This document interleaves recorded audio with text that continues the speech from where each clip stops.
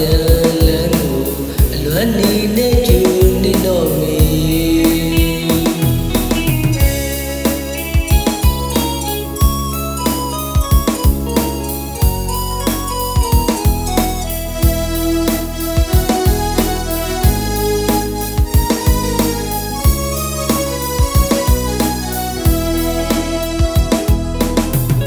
ခိုင်တိုင်းမုံရွာချင်းတွင်မြင်းတပီးကရွာလေးကိုခွဲခွာခဲ့တာကြာပြီလွယ်နေရတာကြာပြီ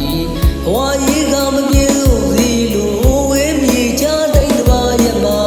ရည်ရွယ်ချက်မျောလင့်ချက်တွေပြည့်စုံခဲ့ရင်အလွယ်နေရင်မပိုက်ခါချင်းတွင်မြင်းတပီးရွာလေးကိုအမေတာ